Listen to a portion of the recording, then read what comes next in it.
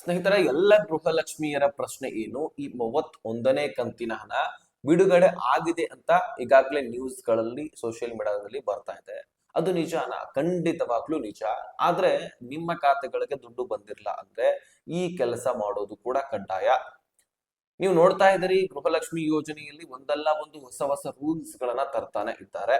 ಅಷ್ಟಕ್ಕೂ ಎಷ್ಟು ಜನರಿಗೆ ಈ 31ನೇ ಕಂತಿನ ಹಣ ಜಮಾ ಆಗಿದೆ, ಎಷ್ಟು ಮಹಿಳೆಯರಿಗೆ ಇನ್ನೂ ಜಮಾ ಆಗಬೇಕಾಗಿದೆ, ಅದರಲ್ಲಿ ಗೃಹಲಕ್ಷ್ಮಿ ಯೋಜನೆಯಲ್ಲಿ ವೆರಿಫಿಕೇಶನ್ ಆದ ಮೇಲೆ ಎಷ್ಟು ಲಕ್ಷ ಮಹಿಳೆಯರನ್ನ ಈ ಗೃಹಲಕ್ಷ್ಮಿ ಯೋಜನೆಯಿಂದ ತೆಗೆದಾಕಿದ್ದಾರೆ, ಈ ಎಲ್ಲ ಪ್ರಶ್ನೆಗಳಿಗೆ ಉತ್ತರ ಈ ವಿಡಿಯೋದಲ್ಲಿ ಸಿಗುತ್ತೆ. ಜೊತೆಗೆ 31ನೇ ಕಂತಿನ ಹಣ ಯಾವ ಯಾವ ಜಿಲ್ಲೆಗಳಿಗೂ ಕೂಡ ಬರ್ತಾ ಇದೆ ಅನ್ನುವಂಥದ್ದನ್ನು ಕೂಡ ಈ ವಿಡಿಯೋದಲ್ಲಿ ಗಮನಿಸ್ತಾ ಹೋಗೋಣ. ಸಾಧ್ಯವಾದ್ರೆ ವಿಡಿಯೋನ ಕೊನೆವರೆಗೂ ವಾಚ್ ಮಾಡಿ, ಚಾನಲ್ಗೆ ಸಬ್ಸ್ಕ್ರೈಬ್ ಮಾಡ್ಕೊಳ್ಳಿ. ಸ್ನೇಹಿತರೆ, ಈ 31ನೇ ಕಂತಿನ ಹಣ ಯಾರಿಗೆ ಜಮಾ ಆಗತ್ತೆ ನೋಡಿ, ಮುಂದೆ ಬರ್ತಕ್ಕಂತಹ ಎಲ್ಲ ಕಂತುಗಳು ಕೂಡ ಎಲ್ಲ ಜನರಿಗೂ ಕೂಡ ಜಮಾ ಆಗ್ತಾ ಹೋಗುತ್ತೆ. ಒಂದು ವೇಳೆ ಈ ಕಂತನ್ನ ನೀವು ಜಮಾ ಮಾಡ್ಕೊಳ್ಳಿಲ್ಲ ಅಥವಾ ಈ ಕೆಲಸವನ್ನ ಮಾಡ್ಲಿಲ್ಲ ಅಂದ್ರೆ ಮುಂದೆ 20ರಿಂದ 30,000 ರೂಪಾಯಿ ಆದ್ರೂ ಖಂಡಿತವಾಗ್ಲೂ ಜಮಾ ಆಗಲಿದೆ. ಸೊ ಆ ಎಲ್ಲ ದುಡ್ಡನ್ನು ಕೂಡ ನೀವು ಕಳ್ಕೊಳ್ತೀರಿ ಖಂಡಿತ. ಯಾಕಂದ್ರೆ ಎಲೆಕ್ಷನ್ ಹೇಗೆ ಸಮೀಪ ಬರ್ತಾ ಹೋಗುತ್ತೋ ಹಾಗೆ ಪ್ರತಿಯೊಂದು ಕಂತುಗಳನ್ನು ಕೂಡ ಸರ್ಕಾರ ರಿಲೀಸ್ ಮಾಡಿ ಕ್ಲಿಯರ್ ಮಾಡುವಂತಹ ಪ್ರಯತ್ನವನ್ನ ಮಾಡ್ತದೆ. ಮತ್ತು ಯಾವ ಮಹಿಳೆಯರಿಗೂ ಕೂಡ ಪೆಂಡಿಂಗ್ ಉಳಿಸೋದಿಲ್ಲ, ಯಾವ ಕಂತುಗಳನ್ನು ಕೂಡ ಪೆಂಡಿಂಗ್ ಉಳಿಸೋದಿಲ್ಲ. ಯಾಕಂದ್ರೆ ಎಲೆಕ್ಷನ್.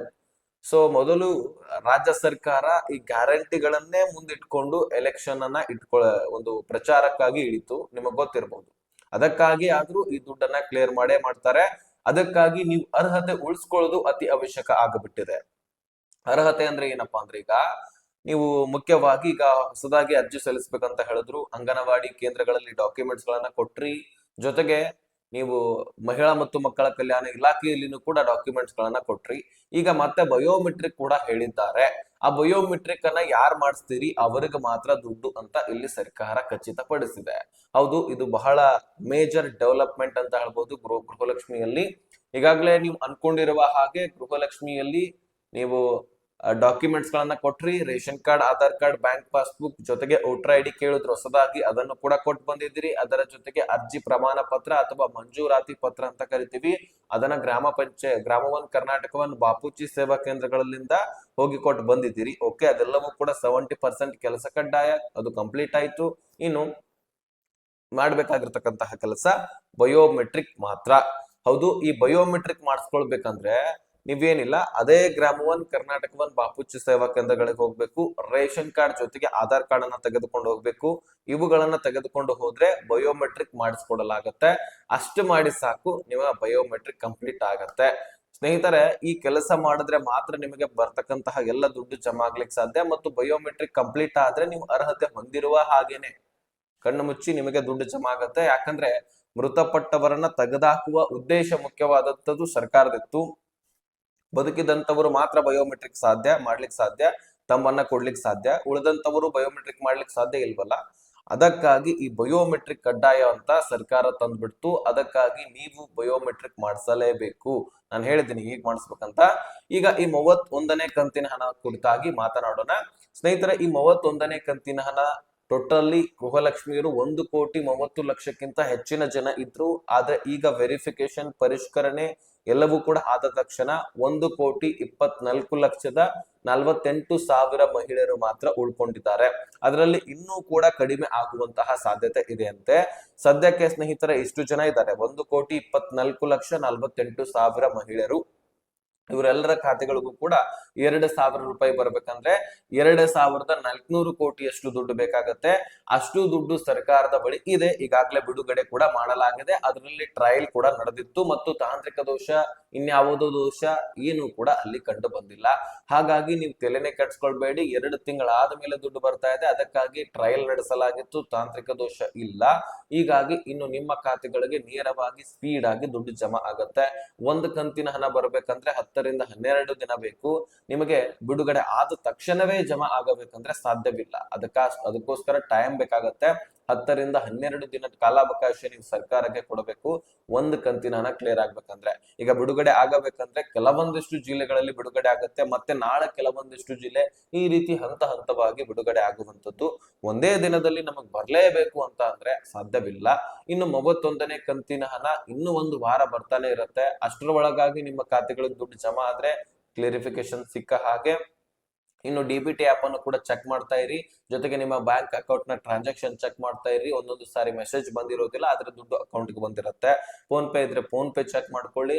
ಒಟ್ಟಾರೆಯಾಗಿ ಟ್ರಾನ್ಸಾಕ್ಷನ್ ಚೆಕ್ ಮಾಡ್ರೆ ಬೆಟರ್, ಯಾಕಂದ್ರೆ ಅಲ್ಲಿ ಯಾವ ಒಂದು ಟ್ರಾನ್ಸಾಕ್ಷನ್ ಐ ಡಿ ಇಂದ ದುಡ್ಡು ಬಂದಿದೆ, ಯಾತಕ್ಕಾಗಿ ದುಡ್ಡು ಬಂದಿದೆ ಅನ್ನುವಂಥದ್ದು ಕೂಡ ಅಲ್ಲಿ ಕ್ಲಾರಿಫಿಕೇಶನ್ ಇರುತ್ತೆ. ಸೊ ಅದಕ್ಕಾಗಿ ಟ್ರಾನ್ಸಾಕ್ಷನ್ ಚೆಕ್ ಮಾಡಿಸಿದ್ರೆ ಬೆಟರ್. ಇನ್ನು ಜಮಾ ಆಗಿಲ್ಲ ಅಂದ್ರೆ ಮುಂದೆ ನೀವು ಏನ್ ಮಾಡಬೇಕು ಅಂದ್ರೆ, ಒಂದು KYC ಮಾಡಿಸಿದ್ರೆಲ್ಲ ನೋಡ್ಕೊಳ್ಳಿ, ಜೊತೆಗೆ ನೀವು ಈ ಡಾಕ್ಯುಮೆಂಟ್ಸ್ ಗಳನ್ನ ಕೊಟ್ಟಿದ್ದೀರಿ, ಬಯೋಮೆಟ್ರಿಕ್ ಮಾಡಿಸಿದೀವಿ, ಆದ್ರೂ ಸಹಿತ ನಮ್ಮ ಖಾತೆಗಳಿಗೆ ದುಡ್ಡು ಬಂದಿಲ್ಲ ಅಂತ ನೀವು ಹೇಳೋದಾದ್ರೆ ನಿಮ್ಮ ಬ್ಯಾಂಕ್ ಅಕೌಂಟ್ ಸರಿಯಾಗಿ ಚೆಕ್ ಮಾಡ್ಕೊಳ್ಳಿ. ಅದು ಚಾಲ್ತಿಯಲ್ಲಿ ಇದೆಯಾ ಇಲ್ವಾ ಅಂತ ನೋಡ್ಕೊಳ್ಳಿ. ಟ್ರಾನ್ಸಾಕ್ಷನ್ ಅಲ್ಲ, ಅದು ಚಾಲ್ತಿಯಲ್ಲಿ ಇದೆಯಾ ಇಲ್ವಾ ಅಂತ ಚೆಕ್ ಮಾಡ್ಕೊಳ್ಳಿ. ಅದು ಹೇಗಪ್ಪ ಅಂದ್ರೆ, ಈಗ ಹಳ್ಳಿಯಲ್ಲಿರ್ತಕ್ಕಂತಹ ಮಹಿಳೆಯರು ಮುಖ್ಯವಾಗಿ ಕರೆಕ್ಟ್ ಆಗಿ ಕೇಳಿಸ್ಕೊಳ್ಳಿ. ಯಾಕಂದ್ರೆ ನಿಮ್ಮ ಹತ್ರ ಒಂದು ಮೊಬೈಲ್ ಒಬ್ಬೊಬ್ಬರ ಹತ್ರ ಇರುತ್ತೆ, ಒಬ್ಬೊಬ್ಬರ ಹತ್ರ ಇರೋದಿಲ್ಲ. ಮತ್ತು ನೀವು ಮೊಬೈಲ್ ಇದ್ರೂ ಸಹಿತ ನೀವು ಆನ್ಲೈನ್ ಟ್ರಾನ್ಸಾಕ್ಷನ್ ಹೆಚ್ಚಾಗಿ ಮಾಡಿಸೋದಿಲ್ಲ. ಅಂದ್ರೆ phone pay, Google pay, Paytm ನ ಮುಖಾಂತರ ಆ ಅಕೌಂಟ್ ಅನ್ನ ಬಳಕೆ ಮಾಡ್ಕೊಳ್ಳೋದಿಲ್ಲ. ಈಗ ಸಿಟಿಯಲ್ಲಿ ಹೆಚ್ಚು ಏನ್ ಮಾಡ್ತಾರೆ, ಮಹಿಳೆಯರು ಕೂಡ ಪೇಟೆಗೆ, ಸಂತೆಗೆ ಅಂತ ಹೋಗ್ತಿರ್ತಾರೆ. ಅಲ್ಲಿ ಫೋನ್ ಪೇ ಆಗಿರ್ಲಿ, ಗೂಗಲ್ ಪೇ ಆಗಿರ್ಲಿ, ಪೇಟಿಎಂ ಆಗಿರ್ಲಿ, ಈ ರೀತಿ ವ್ಯವಹಾರಗಳನ್ನ ಮಾಡ್ತಿರ್ತಾರೆ. ಅಥವಾ ಬ್ಯಾಂಕ್ ಗಳಿಗೆ ಹೋಗೋದು ಬರೋದು, ಈ ರೀತಿ ವ್ಯವಹಾರ ಆದ್ರೂ ಮಾಡ್ತಿರ್ತಾರೆ. ಆದ್ರೆ ನೀವು ಬ್ಯಾಂಕ್ ಗಳಿಗೂ ಬಂದು ಆಫ್ಲೈನ್ ನಲ್ಲಿ ಕೂಡ ವ್ಯವಹಾರ ಮಾಡೋದಿಲ್ಲ. ಎಲ್ಲರಂತ ಹೇಳ್ತಾ ಇಲ್ಲ, ಕೆಲವೊಂದಿಷ್ಟು ಜನ, ಅದರಲ್ಲಿ ಮುಖ್ಯವಾಗಿ ಹಳ್ಳಿಯಲ್ಲಿರ್ತಕ್ಕಂತಹ ಮಹಿಳೆಯರಂತ ಲಕ್ಷ್ಮಿ ಹೆಬ್ಬಾಳ್ಕರ್ ಅವ್ರು ಹೇಳಿದ್ರು. ಅದಕ್ಕಾಗಿ ಹಳ್ಳಿಯಲ್ಲಿರ್ತಕ್ಕಂತಹ ಮಹಿಳೆಯರಿಗೆ ಹೆಚ್ಚಾನೆಚ್ಚು ಇದು ಅನ್ವಯಿಸುತ್ತೆ. ಅವರು phone pay, Google pay, online transaction ಕೂಡ ಮಾಡಿಸೋದಿಲ್ಲ. ಇದಕ್ಕಾಗಿ ಆ ಅಕೌಂಟ್ ಓಪನ್ ಮಾಡೋದಷ್ಟೇ ಇಲ್ಲ, ಆ ಅಕೌಂಟ್ ಅನ್ನ ಬಳಕೆ ಮಾಡ್ಕೊಳ್ಬೇಕಂತ ಬ್ಯಾಂಕ್ ನವ್ರು ಹೇಳ್ತಾರೆ. ಬ್ಯಾಂಕ್ ನಲ್ಲಿ ಏನ್ ಹೇಳ್ತಾರೆ, ಆ ಅಕೌಂಟ್ ಓಪನ್ ಮಾಡಿಸೋದಷ್ಟೇ ಅಲ್ಲ, ಅದನ್ನ ಆಕ್ಟಿವ್ ಇಟ್ಕೊಳ್ಬೇಕು ನೀವು. ಬಹಳ ದಿನದಿಂದ ಅದನ್ನ ನೀವು ಯೂಸೇ ಮಾಡ್ಲಿಲ್ಲ ಅಂದ್ರೆ ಅದನ್ನ ಡಿಆಕ್ಟಿವೇಟ್ ಮಾಡಲಾಗತ್ತೆ. ಇದನ್ನ ಯಾರು ಕೂಡ ಬಳಸ್ಕೊಳ್ತಾ ಇಲ್ಲ ಅಂತ ಹೇಳ್ಬಿಟ್ಟು ಅದನ್ನ ಬಂದ್ ಮಾಡ್ತಾರೆ. ಅದಕ್ಕಾಗಿ ಆ ಅಕೌಂಟು ಚಾಲ್ತಿಯಲ್ಲಿ ಇದೆಯಾ ಇಲ್ವಾ ನೋಡ್ಕೊಳ್ಳಿ. ಸೊ ಅದು ಮುಖ್ಯವಾದಂತದ್ದು. ನಿಮ್ಮ ಬ್ಯಾಂಕ್ ಅಕೌಂಟ್ ಚಾಲ್ತಿಯಲ್ಲಿ ಇದ್ರೆ ಮಾತ್ರ ನಿಮ್ಮ ಖಾತೆಗಳಿಗೆ ದುಡ್ಡು ಜಮಾ ಆಗುವಂತದ್ದು. ಓಕೆ, ನೀವು ಎಲಿಜಿಬಿಲಿಟಿ ಇರ್ತೀರಿ, ಅರ್ಹತೆ ಹೊಂದಿರ್ತೀರಿ, ಅರ್ಜಿ ಸರಿಯಾಗಿ ಸಲ್ಲಿಸಿರ್ತೀರಿ, ಎಲ್ಲವೂ ಕೂಡ ಸರಿಯಾಗಿರುತ್ತೆ. ಆದ್ರೆ ಮುಖ್ಯವಾಗಿ ನಿಮ್ಮ ಅಕೌಂಟೇ ಸರಿಯಾಗಿರ್ಲಿಲ್ಲ ಅಂದ್ರೆ ದುಡ್ಡು ಯಾರ ಅಕೌಂಟ್ಗೆ ಹಾಕ್ಬೇಕು ಸರ್ಕಾರ? ಅದು ರಿಟರ್ನ್ ಮಹಿಳಾ ಮತ್ತು ಮಕ್ಕಳ ಕಲ್ಯಾಣ ಇಲಾಖೆಗೆ ಹೋಗುತ್ತೆ. ಅದಕ್ಕಾಗಿ ನಿಮ್ಮ ಅಕೌಂಟ್ ಅನ್ನ ಚಾಲ್ತಿ ಇಟ್ಕೊಳ್ಳಿ, ಆಕ್ಟಿವ್ ಇಟ್ಕೊಳ್ಳಿ, ಟ್ರಾನ್ಸಾಕ್ಷನ್ ಮಾಡಿಸ್ತಾ ಇರಿ. ಇದು ಮುಖ್ಯವಾದಂತದ್ದು. ಇನ್ನು ಇದನ್ನ ಹೊರತುಪಡಿಸಿ ಸಾಕಷ್ಟು ನಿಯಮಗಳು ಇರ್ತವೆ. ಅದನ್ನ ನೀವು ಉಲ್ಲಂಘಿಸಿದ್ರೆ ಅಥವಾ ಈಗಾಗ್ಲೇ ನೀವು ಡಾಕ್ಯುಮೆಂಟ್ಸ್ ಗಳನ್ನ ಸರಿಯಾಗಿ ಕೊಟ್ಟಿರ್ಲಿಲ್ಲಪ್ಪ ಅಂದ್ರೆ ಈ ಕಾರಣಗಳಿಂದಾಗಿ ದುಡ್ಡು ಬರ್ತಾ ಇರೋದಿಲ್ಲ. ಸೊ ಅಥವಾ ನೀವು ಏನಾದ್ರೂ ಲೋನ್ ಗಳನ್ನ ಮಾಡಿಸಿದ್ರೆ ಅಲ್ಲಿ ದುಡ್ಡು ಕೂಡ ಕಟ್ ಆಗಿರುತ್ತೆ, ಅದು ನಿಮಗೆ ಗೊತ್ತಾಗಿರೋದಿಲ್ಲ. ಅದಕ್ಕಾಗಿ ಟ್ರಾನ್ಸಾಕ್ಷನ್ ಗಳನ್ನ ಚೆಕ್ ಮಾಡಿಸ್ಕೊಳ್ಳಿ. ಒಟ್ಟಾರೆಯಾಗಿ ಬಯೋಮೆಟ್ರಿಕ್ ಕೊಟ್ಟ ತಕ್ಷಣ ನೀವು ಅರ್ಹತೆ ಹೊಂದಿರುವ ಹಾಗೇನೆ. ಅದಕ್ಕಾಗಿ ಬಯೋಮೆಟ್ರಿಕ್ ಕೊಟ್ಟು ಬಂದಿದ್ದೀರಿ, ರೇಷನ್ ಕಾರ್ಡ್ KYC ಮಾಡಿಸ್ಕೊಂಡಿದ್ದೀರಿ, ಎಲ್ಲವೂ ಕೂಡ ಸರಿಯಾಗಿದ್ರೆ ಖಂಡಿತವಾಗ್ಲೂ ದುಡ್ಡು ಬರುತ್ತೆ. ಒಂದ್ ಸ್ವಲ್ಪ ದಿನ ವೇಟ್ ಮಾಡ್ಬೇಕಾಗತ್ತೆ. ಇವತ್ತೇ ಬರಬೇಕು, ನಿನ್ನೆನೆ ಬರ್ಲಿಲ್ಲ, ನಮ್ಗೆ ಇವತ್ತೇ ಯಾಕೆ ಬರ್ಲಿಲ್ಲ ಅಂತ ನೀವು ಕೇಳಿದ್ರೆ ಸಾಧ್ಯವಿಲ್ಲ. 10ರಿಂದ 12 ದಿನ ಒಂದು ಕಂತಿಗೆ ಕಾಲಾವಕಾಶ ಬೇಕು. ಅದಕ್ಕಾಗಿ ವೇಟ್ ಮಾಡಿ. ಸೊ ಈ ಇನ್ಫಾರ್ಮೇಶನ್ ಎಲ್ಲ ಗೃಹಲಕ್ಷ್ಮಿಯರಿಗೆ ಶೇರ್ ಮಾಡಿ ಸ್ನೇಹಿತರೆ. ಇದೀಗ ಜಿಲ್ಲೆಗಳನ್ನ ಹೇಳೋದಾದ್ರೆ, ಬೆಂಗಳೂರು ನಗರ ಆಗಿರ್ಲಿ, ಬೆಂಗಳೂರು ಗ್ರಾಮಾಂತರ ಆಗಿರ್ಲಿ, ವಿಜಯನಗರ, ಧಾರವಾಡ ಆಗಿರ್ಲಿ, ಯಾದಗಿರಿ, ಉತ್ತರ ಕನ್ನಡ ಆಗಿರ್ಲಿ, ದಕ್ಷಿಣ ಕನ್ನಡ ಆಗಿರ್ಲಿ, ಹೀಗೆ ನಾನಾ ರೀತಿ ಜಿಲ್ಲೆಗಳಲ್ಲಿ ಈಗ ದುಡ್ಡು ಜಮಾ ಆಗ್ಲಿಕ್ಕೆ ಪ್ರಾರಂಭಿಸಿದೆ.